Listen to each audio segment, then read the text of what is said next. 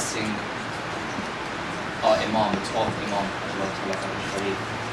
and otherwise known as the Saviour, who will be, inshallah, reappearing, along with Jesus Christ. Now,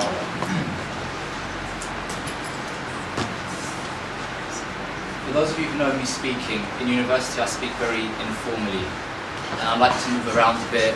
I don't like to sit behind a desk. I like to interact quite a lot. So please, you'll have to excuse me if this isn't the style that you like, but inshallah you'll get used to it, hopefully. I'd like to start by mentioning some of the hadiths that we read about Imam Zaman.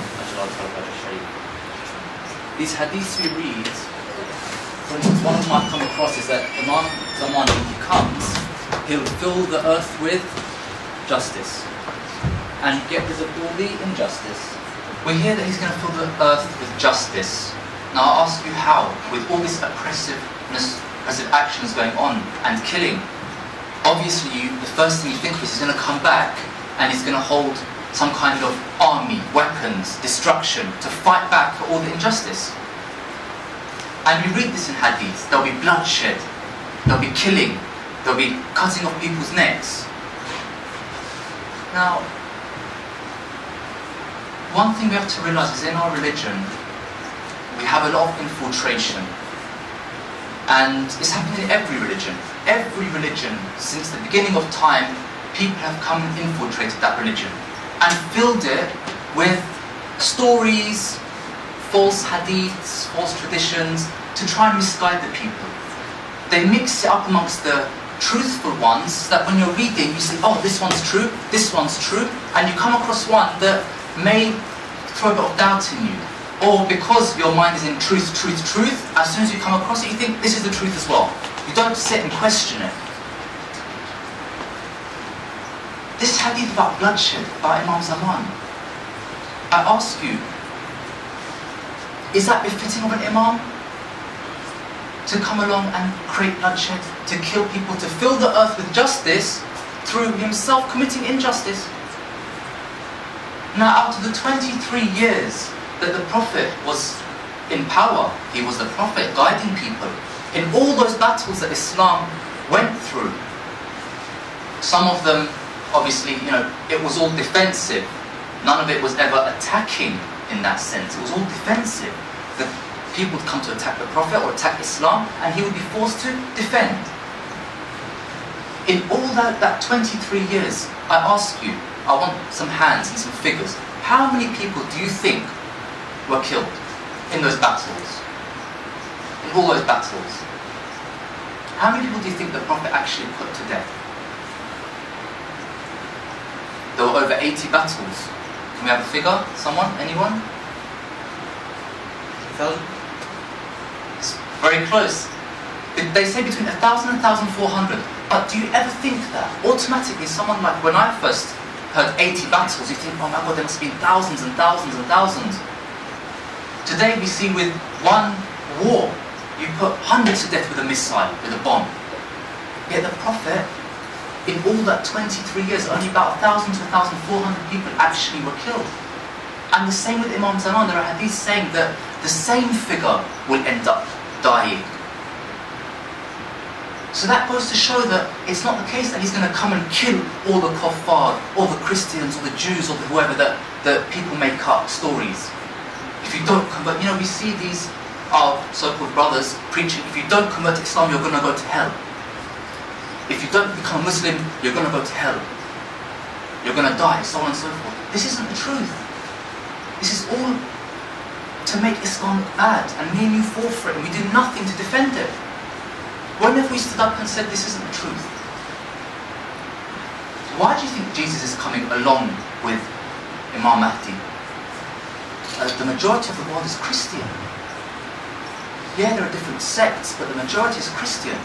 When he shows his face, a lot of the Christian world will also follow him. And who will he be behind? Hand in hand with Imam Zaman.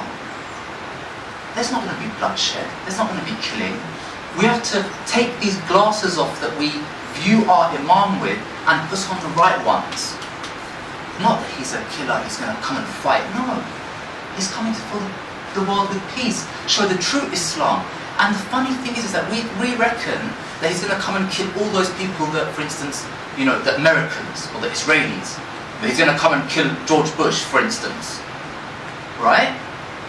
You know what my teacher's saying, Bom? In the summer I was with Ahlulbayt Society, and he doesn't teach, but we were sitting there along with some of his friends, and we were just discussing things. And I wasn't really discussing, he was saying, I was doing all the listening, basically. And he said that the majority of the people that will actually be killed when the Imam returns will be Shias. And not just any old Shias, not just meaning the Shia Alems. Why? Because they won't like the fact that Imam Zaman has come back and he's preaching the true Islam. They'll stand up against him. They'll say, what's going on? We want power, we want the fame. And they'll stand up against him. This is what Ahlulbayt Society says. Who the Marajas will vote as the highest marja in the world in terms of knowledge. And he's saying that the majority of those who put to death are the Shia Muslims. Well, we can't really call them the Shia Muslims, but those that will stand against him. So you might be saying, okay, so what's our duty? What's in it for us? We'll come to that, inshallah. I want to give a very short story which really opened my eyes towards Imam Zaman.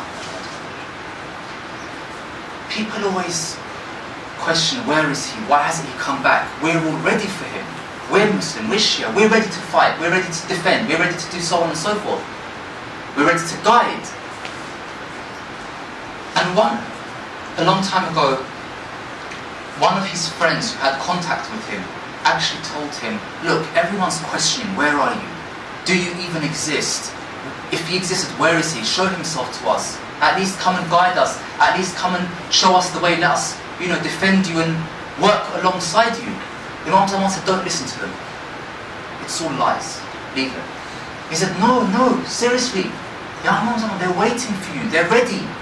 They're saying, we'll sacrifice everything we have for you. Just come and fill the world with justice. He said, if that's the case, go and pick 40 of the most pious people in the village and tell them to meet you at your house on Thursday night.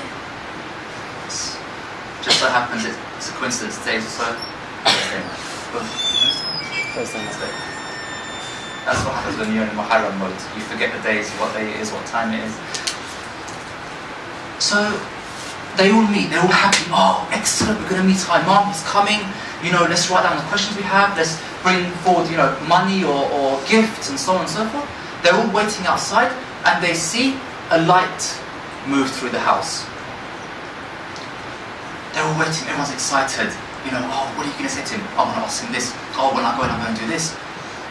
Imam Zaman, he calls from the top. He says, bring forward the first person. So the owner of the house, which was also his friend that was in contact with him, he comes down to the door, he opens the door, and everyone's in the street waiting, 40 of the highest scholars, the most pious, and they're all like pushing each other, let me go first, no, I was in the line first. And he picks someone and says, come meet your Imam. So he's all happy, brushes himself down, he walks up the stairs thinking, what am I going to do? I'm going to come in, I'm going to bow first, am I going to kiss his hand, am I going to do this, am I going to do that? He reaches upstairs, the people downstairs are waiting, they're trying to listen, what's going on, what's being said.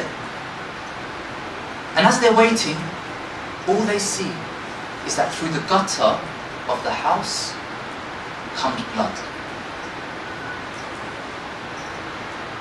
So what's this? It's not raining, it's not rain, this is blood. They touch it, they see it's blood. They start looking at each other, oh my God, what's happened? What's going on? Some start shaking with fear, some start doubting, not knowing what's going on. They're looking at each other. They see, again a voice, Imam Zaman says, bring the second. So the friend comes down. He says, who's willing to go and meet your Imam? This person himself now fighting to go first. They're like, you go first, please, you're more pious than me. If you meet him and give my salam to him, and they're moving back, he takes up the second person.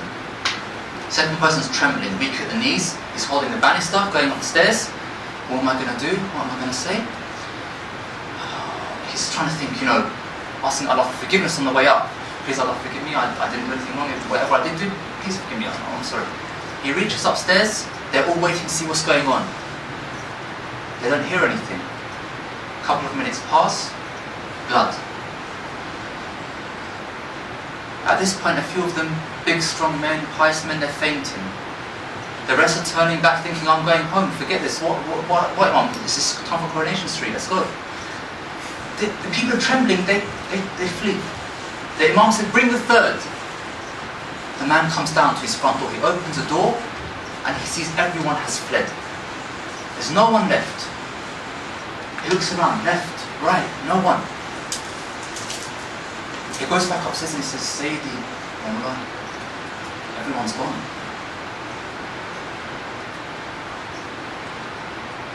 It just so happened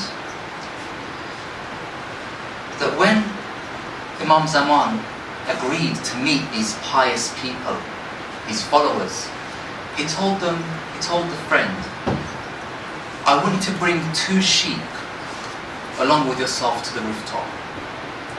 And because these people are my followers and the most pious of the village, I want to honor them by sacrificing a lamb or a sheep before them. This is what you do for your honored ones. They come to meet you, you sacrifice an animal and you offer it to them. You say, this is for you in the way of Allah. But look at the people. What do they think of their Imam? Instead of thinking that this is our Imam, kind, and he's come to help us. Some of us think that the Imam's in need of us. That we're he's there waiting, bored. When am I going to wake up? When are they going to realise that I'm waiting for them? No. See, we think this of Imam Zaman, that he's waiting for us, but in actual fact, we, by prolonging it, are actually destroying our own lives and destroying the world around us. He's not waiting for us in that sense. He's got his life happily. He's got his farms. He's got his family. He's got his business. He has 30 workers with him. At any one time in the world, there are always 30 people with him. The closest companions. They get to be with him, eat with him, work with him, see him, live with him. Me and you are the ones suffering. He's got his life. He's happy. He's not in any rush. Me and you need him to come back. We need to change these goggles that we're viewing our Imam with, if we even view him. Some of us, I'm talking about myself here. How many times do I wake up in the morning and even think about Imam Zaman? Honestly, how many of us even thought about Imam Zaman in this last week? How many of us have thought, oh, I wonder, whether my actions have pleased him or not? I wonder whether he even looks at me like I'm a true follower or not. I wonder whether he can even rely on me or not. The honest truth is we don't. I don't. I don't know about you, I don't. Only recently I've been thinking more about him, and that's because I teach every week. And it's part of my studies. I have to teach the people that I'm teaching. So it comes out of my mouth, I have to teach it, and by teaching it, alhamdulillah, maybe it's a way of God, guiding me. I'm forced to teach it, and I realise, yeah, this is true. And then I start thinking about it more. But how many of us actively think about it? How many of us actually think, what can I do to bring his reappearance closer? How many of us are willing to listen to him straight out? If he was to come and say, for instance, Zainul Abidin, don't pray anymore. Don't pray. Would you listen to him? If he was to come and say, sister, don't wear hijab anymore, would you listen to him? Or would you say, what? No, Allah told me to wear hijab. This is the way it is. We question our Imam. And it has happened in the past, which is why now we're mourning Imam Hussein's death. People question their Imam.